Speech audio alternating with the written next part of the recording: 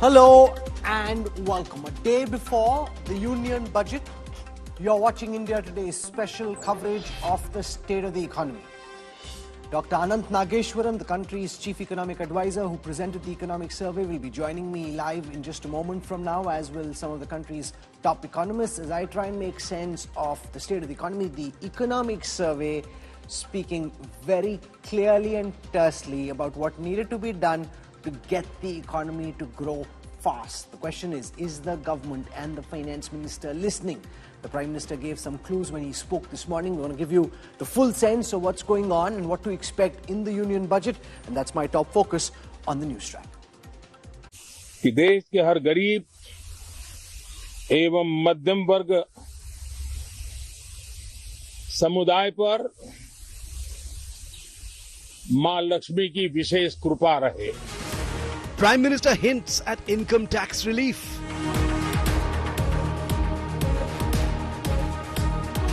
Will middle class burden ease?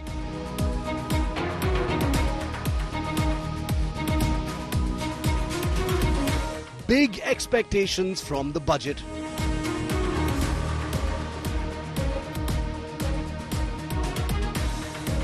Economic survey flags challenges.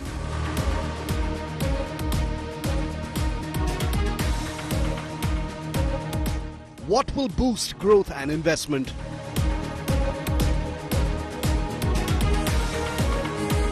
Modinomics 2025, the big focus on Newstrack. The government's own report card for the current financial year is in, and the red check marks far outnumber the black ones. The economic survey for 24-25, released a day ahead of the much-anticipated budget speech by Finance Minister Sitharaman, paints a picture of challenging times ahead for the Indian economy. There are some green shoots, but largely the economy needs a lot of intervention and deregulation. ये budget एक नया विश्वास पैदा करेगा, नई ऊर्जा देगा कि देश जब आजादी के 100 साल मनाएगा तब विकसित होके रहेगा. Despite the confidence, the path to this goal of Viksit Bharat by 2047 is paved with challenges. The economic survey for 2024-25 tabled in Parliament by Finance Minister Nirmala Sitharaman warns of a steep curve ahead if the goal is to be met. The survey says that a growth rate of around 8% is needed for the next decade or two to achieve this vision. For this fiscal and the next, the economic growth estimates are deplorably short of this number. The manufacturing sector is still lagging, with private capex refusing to materialize despite massive sops by the government. Inflation, especially in food items, still remains high, and high prices are in fact pushing consumption to services. There is also threat from geopolitical uncertainties and rising global protectionism. The survey suggests some urgent corrections in the economy, some of which are likely to find their way into the Finance Minister's budget speech. First, ensuring more spending money in the hands of the consumer to spur demand. Second, big-time reforms and deregulation to improve competitiveness. Third, handling the jobs challenge not only with numbers but by raising workforce quality. Fourth, encouraging private investments in the infrastructure sector. And lastly, by improving price discovery and market efficiency in the agriculture sector. The economic survey has also red-flagged an issue first raised in a report last year, that of a huge mismatch between wages and profits. While corporate profits soared to a 15-year peak in financial year 2024, wages lagged. A trailer today, full picture tomorrow, as Finance Minister Nirmala Sitharaman presents her 8th consecutive budget, where the country will look up to her for continued resilience and hope. Karishma Sudani with cameraman Jagannath reporting for Business Today Television, New Delhi. You know, the one good thing about recent economic surveys has been that the chief economic advisor has spoken his mind clearly and given an indication of what really needs to be done to try and get the economy to move faster. Joining us for his assessment of the State of the Union economy at the moment and the prescriptions required to grow faster, I have Dr. V. Anant Nageshwaran, India's Chief Economic Advisor. He's joining us on the day of the Economic Survey. Dr. Nageshwaran, welcome. Since time is short, I'll get straight to the point. I want to ask you first about the nature of India's economic slowdown and your reading of it. Last year, our economy grew at 8.2%. This year, it's expected to grow at 6.4%. A big debate rages about whether this is temporary, cyclical, or does it reflect a structural slowdown. I want your understanding of the nature of this economic slowdown and your expected time frame for recovery. Do you accept the criticism being leveled by several like your predecessors like Raghuram Rajan, Arvind Subramaniam, who think that this is a structural slowdown, it's not temporary? Dr. Nageshwaran. First of all, thank you, Rahul. We have to place this economic slowdown in the context of the fact that global real economic activity index, which the Federal Reserve Bank of Dallas maintains, has been slowing since 2023 beginning. So it is not an India-centric phenomena. It's a global phenomena, and India, having grown at extremely good rates in the 3 years post-pandemic, naturally there will be a consolidation, and it is also contributed to by global factors. The second half of the current financial year will already be better than the first half, which was a combination of several factors. Of course, elections, you have slower capital spending by the governments, in fact, not just the union but the state government, and also a myriad of actions, macroprudential actions by the central bank. But to some extent, the fact that even a 6.5% growth rate is now considered inadequate shows the level of aspirations have gone up, and that's a good thing. So I don't agree with the argument that this is a structural slowdown. Yes, we can always do better than what we are doing, and that is what we should strive for. But I think the slowdown was brought about by a combination of several near-term factors rather than a structural reason being responsible for it. You know, the other, of course, I was listening to your press conference and you made the point that India needs to grow at about 10% per year to be able to achieve the target of being a Viksit Bharat by 2047. That's in nominal terms. In nominal terms. In nominal terms, India needs to grow at 10% per annum to achieve that target. And if our real rate of growth is only 6.4%, the likes of P. Chidambaram and others, when they watch this interaction and read your survey, will say there is just so much of a gap between what the government says we will be in 2047 and our current rate of growth, and the two are never going to meet. That this is just a jumla that the government is throwing. No, Rahul, that is 6.5% is 6.5 to 7 is real terms. Sure. 10% is nominal terms. So if you add inflation, then the question is, if the Indian rupee in the coming years were to do well, then 6.5 plus inflation rate of 4 to 4.5, 11%, and even if the currency depreciates by 1% per annum, then you will be able to achieve a growth rate of 10% in dollar terms, and that is what we are looking at. So there is no disconnect between the two. Okay, let's now come to foreign direct investment. In the first half of this fiscal, net FDI into India was just $0.48 billion. How concerned are you by the fall in net foreign direct investment into India? One, of course, is that the American markets are looking better, and therefore, and America is also trying to attract a lot of foreign investment and American companies coming back and investing into India. But just the fact that actual net FDI coming into India has come down, why do you think that's happening, and how concerned are you about it? FDI coming into India actually has picked up in the current financial year. That is the gross FDI number. The net FDI number is lower because repatriations in the last 2 years had picked up. And by the way, repatriations are of investments made at any point in time in the past. And if they have been sitting on a huge amount of unrealized profits, and given the state of the Indian market, which was making new highs every week, every month, it was natural for investors to cash in on their investments and exit. So in a way, that too is a good sign for future inflows from foreign sources. So I think, and given the state of the current account deficit in the country, the fact that it is not FDI inflows slowed down, but profitable exits were made is not an immediate cause for concern.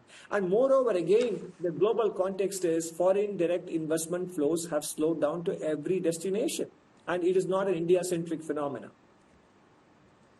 You know, in this economic survey you put out today, you're saying the government must get out of the way, trust people, we have no option. Business as usual carries a high risk of economic stagnation, if not high risk of economic growth stagnation, if not economic stagnation itself.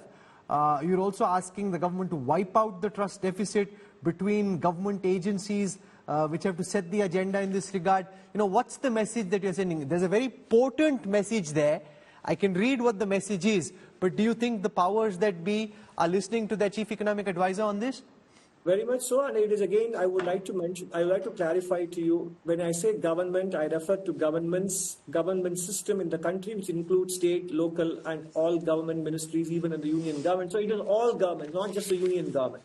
And I think in general, it is the fact that most of the rules, regulations, and compliances and inspections happen at the state level. And that is what brings with them the fear of growth for small and medium enterprises. And that is what I'm addressing. We need to move towards self-regulation, self-certification with random inspections, rather than micromanaging the affairs of legitimate and lawful enterprises. And by the way, it is not just with respect to industrial activity, it is across all sectors, including education, labor, health, etc. So the approach has to be to let legitimate economic activity happen without too many restrictions. How concerned are you about President Trump's potential trade tariffs? He spoke about it again, apparently, in that conversation with Prime Minister Modi.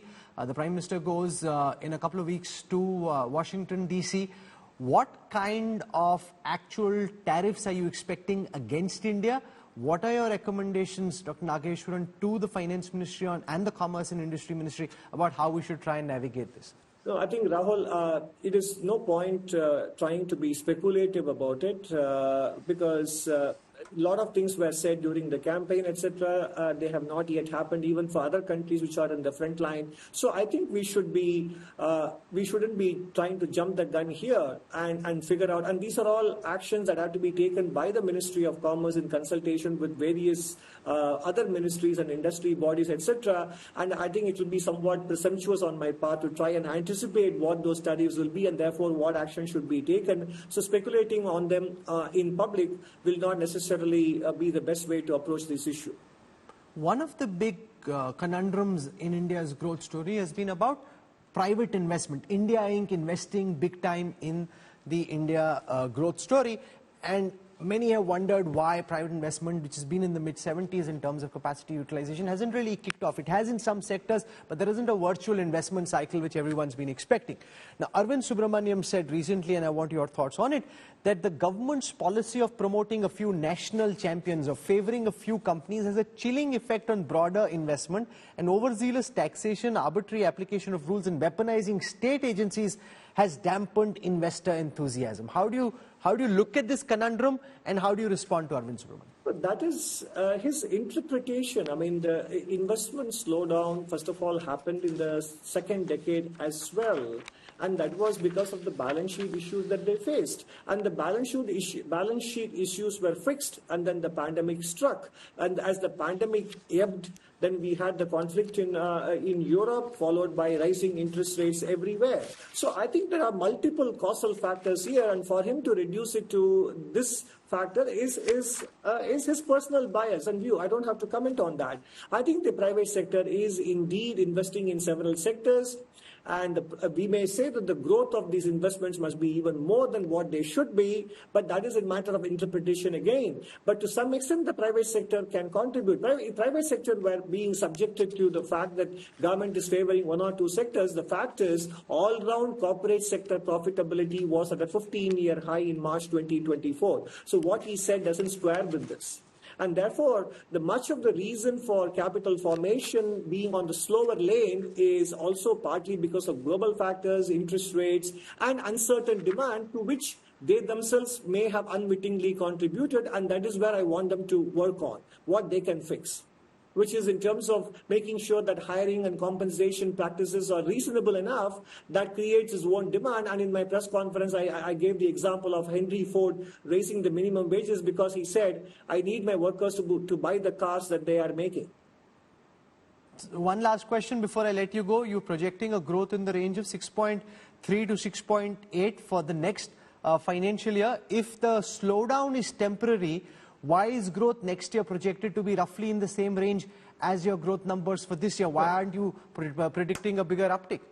So look, the thing is, by and large, we would rather be surprised on the positive side than projecting something high and then feeling that it will be a problem to make it. Because again, the global environment is uncertain, which is what the entire survey's first half was about.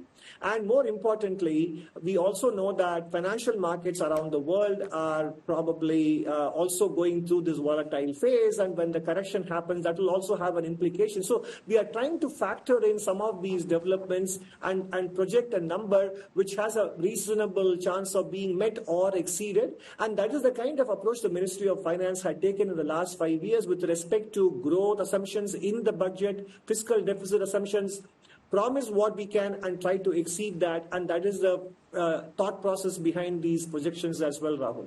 You've been conservative in your projections. I have one very last question, since I barely get an opportunity to ask you these questions, about urban consumption. You know, the concern has been about whether the rural distress that we saw earlier a couple of years ago is now spreading to urban areas. A lot of FMCG companies in their quarterly earning reports and in the calls have been talking about urban consumption slowing down. How concerned are you about it? What policy prescriptions do you have for the government in terms of recommendations on how to try and fix it? I think a lot of people have given policy prescriptions to governments with respect to boosting urban consumption. And more importantly, the prescription I have given in the economic survey is for the private sector itself to address it, because slowdown in urban consumption could also be because the formal sector employment generation and compensation growth have been much more modest than profitability growth. And that is, and of course, as I mentioned earlier to one of your questions, some of the macro-prudential actions taken by the central bank may also have slowed down credit growth, which in turn is probably a causal factor behind urban consumption growth slowing down. And in the first 2 quarters of the year, we also had the monsoon, and some of the footfalls might have been affected as well. So I think suggestions to the government in terms of boosting disposable income, etc., are there. But more importantly, I think the private sector can also be its own source of demand by looking at its own hiring and compensation practices. And then, of course, there's the Prime Minister who spoke this morning of Lakshmi Ji shining on the middle class. So hopefully there was a big message there as well, which will emerge tomorrow. I'm out of time and I want to respect the duration that you've given us, but I do hope that we'll have an opportunity to ask you questions at length. Dr. Nageshwaran, for taking out time on a very busy day and joining us. Thank you. I look forward to that, Rahul. Thank you. Thank you, sir. There is a very strong prescription in the economic survey. Very rarely do you see government advisors use language like get out of the way, that business as usual carries a high risk of economic growth stagnation, if not economic stagnation, critiquing the role of government agencies, asking for trust to be created, and really laying a roadmap for what the finance minister ought to be doing. But is the government listening? Is this just academics speaking and the government dealing in a more political spectrum? Or is this, at some level, an indication of the thinking within the government? On China, we saw last year what was said in the economic survey later manifested in terms of a change in economic policy with Beijing. So are we picking up signs of what the government is potentially thinking at this time? Joining us on this broadcast, I want to welcome Sajid Chinoy, Head of Asia Economic Research, Dr. Samiran Chakrabarti, Managing Director, Chief Economist at Citibank, Pranjal Bhandari is the Chief India Economist at HSBC, and I have Professor Arun Kumar. He's been a Professor of Economics at the Jawaharlal Nehru University. What I want to do right now is give you a sense of the data put out by C-Voter, which is really the expectations of the Aam Aadmi, the voters, the citizens, about the budget and their sense of how the economy is doing. And this really is quite alarming, frankly. The question was, has the quality of life of the common man improved in the last 1 year? The green line indicates those who think it's improved. That's now come down to 25%. Now you will see next those who think that their life is around the same, and then in red you will see those who've deteriorated. So around the same is roughly the same as the last few years, but look out for that red marker, which will show you the number of people who think their lives have deteriorated. Now remember, the last time you saw really big numbers was in 2013, right before the time there was a government change in the general elections. Since then, the numbers were moderate, but between the last 2 years, the percentage of those who think their lives has deteriorated has actually gone up now to 41%. That's not all. I'll show you a couple of more data points which give you a sense of how the Aam Aadmi feels about the current economic outlook and what he thinks may happen to him over the next 1 year. So this is about the last 1 year. Let's now move to the next slide, which looks at how citizens think their economic condition is likely to be over the next 1 year. Now here, those who think their lives will improve. Soon after the new government was formed, that was very high, mid-70s. It stayed high all the way through the first term of the Modi government. Now it's crashed to less than half of what it was when the government came into power.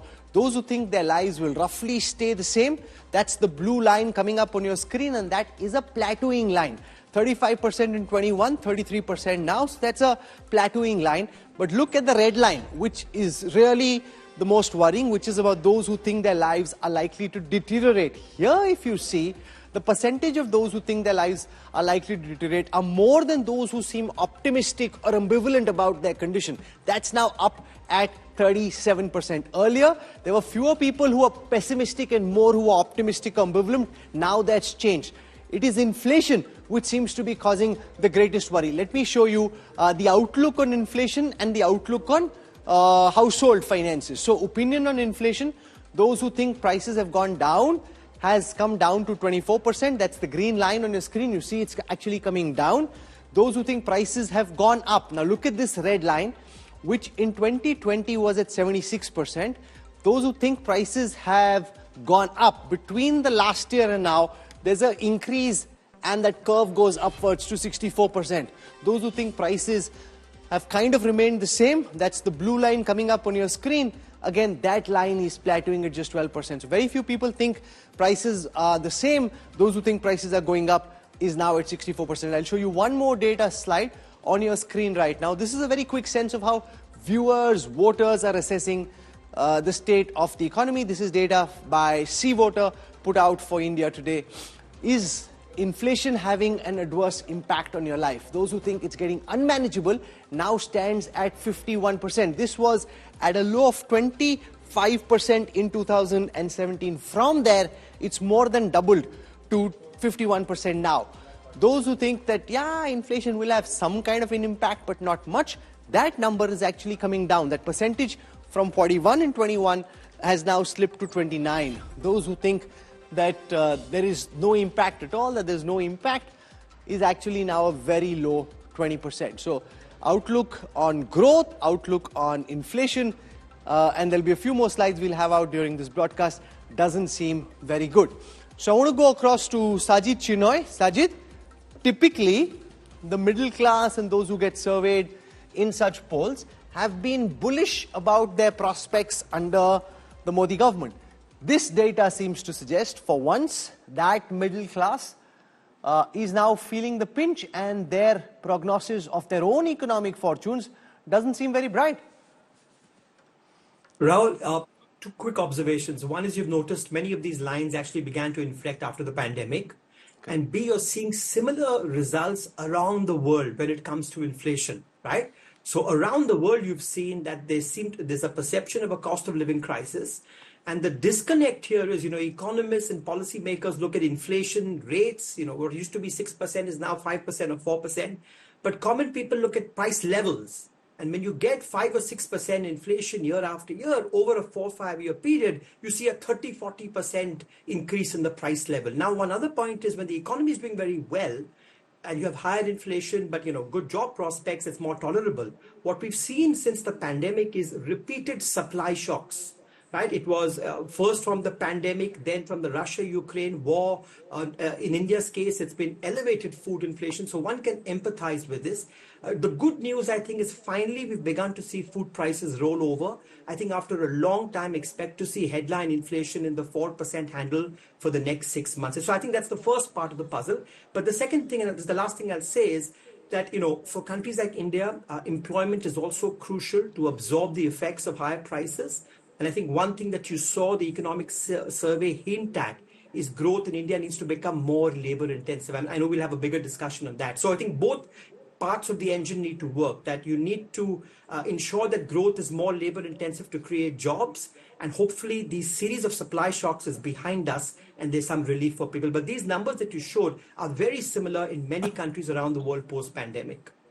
Sure, it is. But this government naturally, Samir and Chakravarti, worried largely about how their voters, their citizens view their own economic fortunes. And if I were Finance Minister or Prime Minister's office looking at these numbers, how concerned would you be about the fact that people are not very optimistic about their economic fortunes and they see the budget potentially as one policy opportunity to try and spread some cheer and bolster their prognosis or their outlook on the economy? So Rahul, if I want to glean something out of the economic survey to give an answer to your question, I think that will be twofold. The first is that the economic survey, I don't think goes into any explicit demand side fiscal stimulus at all. It talks more about addressing the supply side issue.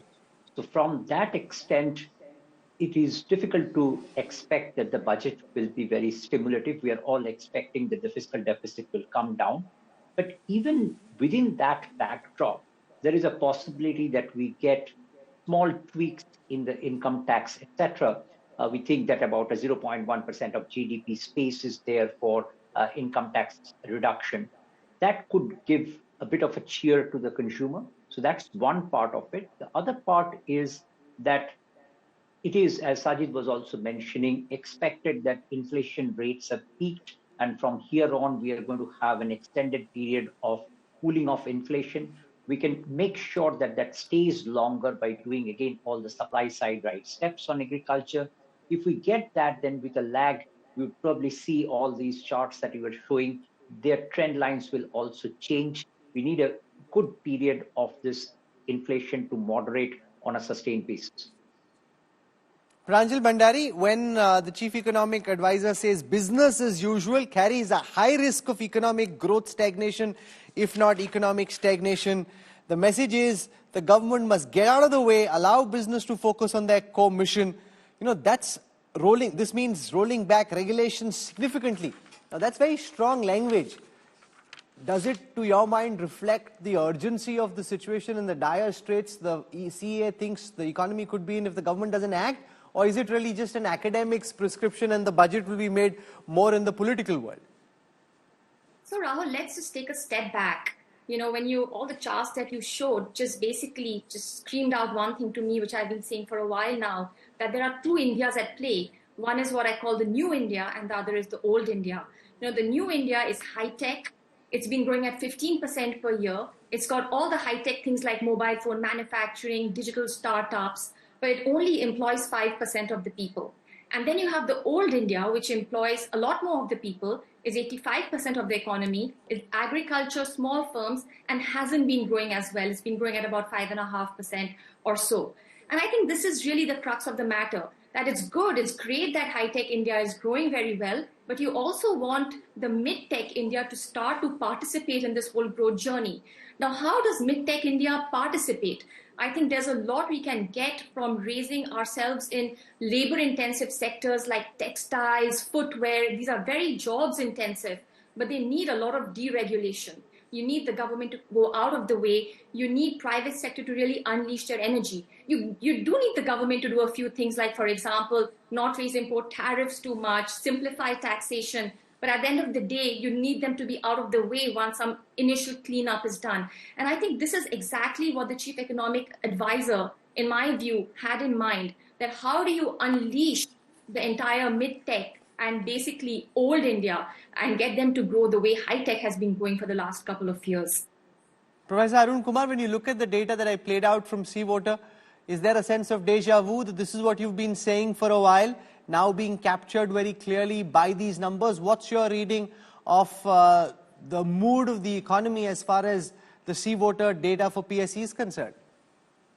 So, Rahul, the first thing is that very often in the last 40 years that I've analyzed the budget and the economic survey, I find what the economic survey says the budget doesn't necessarily follow.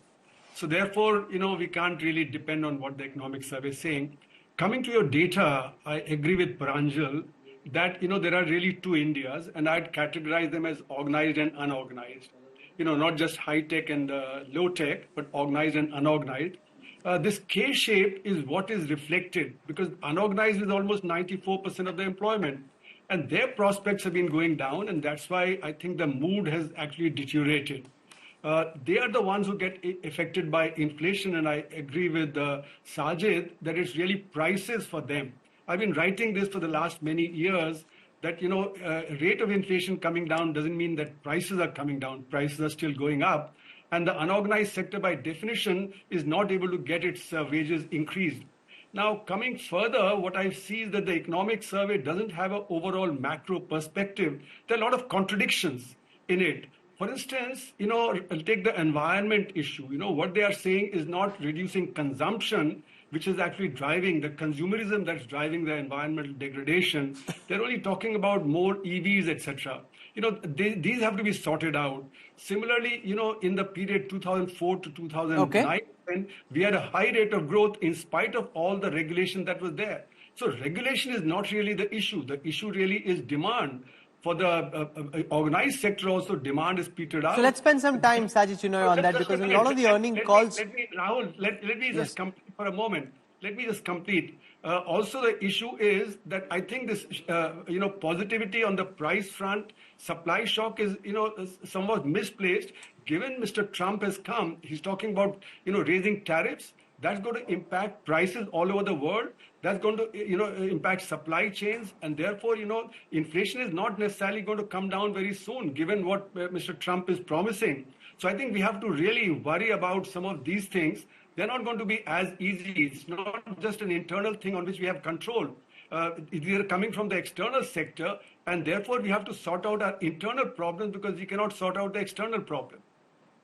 Sajid Chinoy, a lot of the earning calls, when the last quarterly earnings happened by the FMCG majors, spoke of slackening urban demand, and that there was a lot of talk in earlier years about rural consumption being low and what needed to be done to spur that.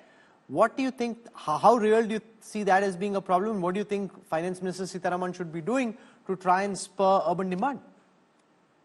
Well, it's clearly, this is something I've been saying for the last few years now, that the binding constraint on private investment is no longer supply. It's not balance sheets, right? It's not deleveraging. That process has played out. It's really demand visibility. And the bar for demand visibility has only gone up given the global environment, given the massive amount of excess capacity in China that's flooding into all markets, including India. Indian entrepreneurs need to see more demand visibility to invest. Now, the question is, where does that come from? And I think this is where there were some really important recommendations from in the survey, because consumption in the medium term is a function of income, and income is a function of employment. So the real question is, what can India do to boost employment? And I come back to what I said in the beginning, that either growth rates have to go up from 6.5 to 7.5, or for any level of growth, it has to become more labor intensive. For every unit of output, we need more people and fewer machines. Now that requires a full 360 approach. Some of that was in the survey. You have to do much more education and skilling to make labor more employable. If we're going to be doing industrial policy, we should be focused on labor-intensive sectors. What the survey said is, if you have this big push in deregulation and India becomes a more competitive destination to produce in, then you will see multinational firms come here, and that generates export demand. So this is not a trivial ask. This is an issue we've been facing for 2 decades. But the focus has to be on the demand side and supply side. How do we make our growth more labor intensive? It's when you get that employment certainty that we will get consumption certainty. When you get the consumption certainty, you will get private investment, and then you get into a virtuous cycle. One last thing I'll say, Rahul, there's so much clamor on a fiscal stimulus this year. We have to understand the macro math here. That fiscal deficits are coming down. They have to come down given where public debt is. When fiscal deficits come down, there is no space per se at an aggregate level for a stimulus. There'll be certain segments that can benefit, which is why I think what India needs, and I think that's why the survey is important, is a reform stimulus. I think what the survey is saying is this is the first year of a third government. We need a reform stimulus. It's when animal spirits increase that you can get some private investment as well. Important, but of course animal spirits is so ephemeral. You don't know how, the government's been trying to talk up animal spirits with very limited success for a long time. Now, Samiran Chakravarti, when I asked Anant Nageshwar about whether he saw the economic slowdown witnessed in the second quarter of this fiscal as being temporary, cyclical or structural, he said that there'll be a recovery and that this is not structural. Unlike, say, Arvind Subramaniam and several others who are saying that this is structural, he says this is not structural. Now, if it's not structural, the forecast for next year is just 6.3 to 6.8. So if the economy grows at 6.4% this year, and your next year forecast is roughly the same as this year, do you see a contradiction there that the government says it's not structural, the slowdown, and yet they're not more bullish on how they perceive economic growth to play out next year? In fact, in the economic survey, there is a chart where it's shown that the last almost 20 years average growth is around that 6.5 to 7% mark. So what we are trying to do today is give a policy nudge to the system so that we get back to that 6.5, 7 type of a growth rate. So this is a very near-term outlook on growth, whereas the other part of the survey is talking about the more medium-term outlook of getting economy back to 8% through all these deregulation, which is the theme of this survey. Now, if you just come to the short-term thing, I guess apart from all these standard arguments about the household balance sheet being impacted because of inflation and relatively low wage growth, there were a couple of additional factors which posed as headwinds. One was that fiscal spending in the first part of the year was very muted. And the other was that credit growth slowed down because of some of the macroprudential measures that RBI had taken and the interest rate tightening. I think both these headwinds are receding now. We have just got the data on government spending for the month of December. There was a 95% year-over-year increase in capex for the month. It looks that the government has stepped up the capex. So with a little bit of lag, this will improve the cash flow in the economy and would become a tailwind for consumption. RBI has already started easing on liquidity front. We hope that we will get to see some rate cut from February onwards. That will also give that nudge. In my view, we don't need a demand side fiscal bazooka at this moment. We need a fiscal nudge. And along with the monetary nudge, we should be able to get back to that 6.5, 7 type of growth. And then if we do the right kind of supply side deregulation, then we would be set for the move towards the 8% mark. Professor Arun Kumar, Arvind Subramaniam writes recently that the government's policy of promoting national champions or favoring a few companies has had a chilling effect on broader investment. And overzealous taxation, arbitrary application of rules and weaponizing state agencies has dampened investor enthusiasm. That's his explanation for why private investment hasn't really taken off.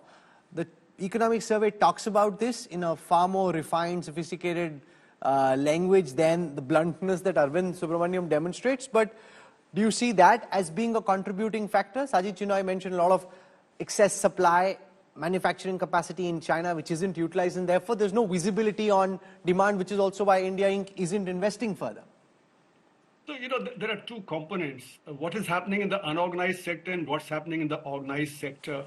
The organized sector, of course, is affected by cronyism, because what cronyism does is it increases the risk for non-cronies. That's why you have large number of, high net worth individuals leaving the country. They don't see India as a very good destination for investment. That's one contributory reason why investment would not be, private investment would not be buoyant in the organized sector. But in the unorganized sector, investment is declining because demand is shifting from the unorganized sector to the organized sector. And there you have evidence from textile sector, from leather goods sector, you have pressure cooker industry, luggage industry, where what you find is that demand is shifting, and that's why the unorganized sector is declining. So unorganized sector investment is not captured mostly in our macro data, but the unorganized sector investment is also declining. So these are two factors. The third is, in page 328 of the economic survey, it is mentioned that wages have been falling in real terms. Now, if real wages are falling, then of course the demand would be short. So demand becomes an important factor. And added to that, the external sector from where there are a lot of uncertainty that's coming, that uncertainty is not going to be good for investment in India from abroad. That is not going to be good also for Indian private sector investing in India, especially everybody would wait to see what Mr. Trump would do regarding tariffs and what would happen to our exports. And if the rupee falls further, then imported inflation would also rise. That would also create problem for demand within. So in other words, there are many factors, and that's why I think the economic survey needed to have a holistic view. But what the economic survey does is it presents a very rosy view, as if almost everything is taken care of and everything will get taken care of. AI, for instance, the last chapter is very rosy. In India, given the low level of education, look at the Acer reports that come every year, and the level of education, for almost 95% of the students is rather poor. How would AI impact them? And now AI is going to impact even mental jobs. Not just physical labor would be displaced, but even mental labor is going to be displaced by AI. So therefore, we face a huge problem of unemployment in coming days. Some people may get jobs in the AI sector and the IT sector, but otherwise, I think the impact would be very large on many, many sectors.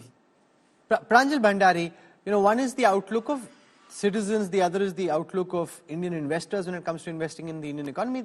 The last piece is about foreign investors. Now, we've seen net FDI was just 0.8% in the first half of this year. Now, that's quite alarming that, there's a lot of repatriation happening for various reasons. And foreign portfolio investment has also been net negative. Now, do you see that change? What are the cues that you think foreign investors are looking out for in this budget to make them want to come and invest more, whether it's through direct investment or portfolio investment in the India story? Yeah. So just a couple of years ago, the FDI inflows into India had really gone up. You're getting $40 billion in high-tech sectors. And then after that, it just suddenly dried up. I think what happened was a lot of this money went to other advanced economies who were able to give bigger subsidies than we were able to give. So high-tech FDI didn't stay, it went away. And then we are left with mid-tech FDI. I keep saying this high-tech versus mid-tech because it's so important. Mid-tech FDI was just very weak always in India. We just somehow never really saw it go up. And I think that's our biggest challenge. How should we get mid-tech FDI to go up? How will it go up? I think it'll go up if, we can dare to be different. In a world where everybody is getting protectionist, if we can actually say, no, we are open for business. We keep our import tariffs low. We keep our exchange rate flexible, and we go out there and we sign FTAs with countries like the United States of America. I think these are great ways in which we can show we're open for business. We can plug into a lot of the supply chains, and we can actually get manufacturing in mid-tech sectors, and we can get jobs, and we can get growth and consumption and everything else that people were speaking about. One last point here, we're all told, how can India produce in a world where there's so much of Chinese excess capacity? Now, if you look at it carefully, there is a lot of Chinese excess capacities, but not in every sector. For example, if you look at automobiles or electronics, there's a lot of Chinese excess capacity. But in many of the consumer sectors, the mid-tech sectors, there's not that much excess capacity. And I think India can play a role if it's able to deregulate. I'll take 10 seconds more and just bring in one point which hasn't been brought up yet. The CEA spoke about deregulation across the states of India. It's just not a document for the central government. And I completely agree. for us, the big challenge is that we want some of our slow growing states, which we have historically called the Bimaru states, to start growing more rapidly. Because if we can do that, we can see very high clips of growth for a long period of time. And I think that's the big challenge. How can you get some of these, states, which we call the Bimaru states, to deregulate and grow a lot? And here I'm going to end with something positive that I'm seeing in the last 5 years or so. Many of these slow growing states have actually caught up in terms of growth rate, and simply because their governments are doing a lot more of their deregulation and capex, spending on roads, on rails, on infrastructure. And if we can actually continue on that and get some of our UPs to rise, then I think we can, get good growth. We've heard different prescriptive measures. It's most important now to see the extent to which the finance minister and the prime minister are listening to what these economists and his own chief economic advisor are saying. And the good thing that I can pick up from this conversation is that some of the worst in terms of inflation may potentially be behind us, and therefore as monetary policy eases and depending on what the finance minister does, growth going forward may be better than it's been in the past couple of quarters. I want to thank all our guests for joining us. I hope to have you back after the budget for another conversation of what was actually done. The chief economic advisor, make no mistake, has held out some very strong red flags, very clear, unambiguous red flags. Get out of the way. If you don't, if it's business as usual, there could be economic growth stagnation. So it carries a very stern message. Let's see. When the finance minister presents her budget, which parts of this is she listening to? So thank you for tuning in. I'll have more for you. We start 8 a.m. Tomorrow morning, so really bright, early start. I look forward to seeing you for our coverage of Modinomics 2025. See you tomorrow.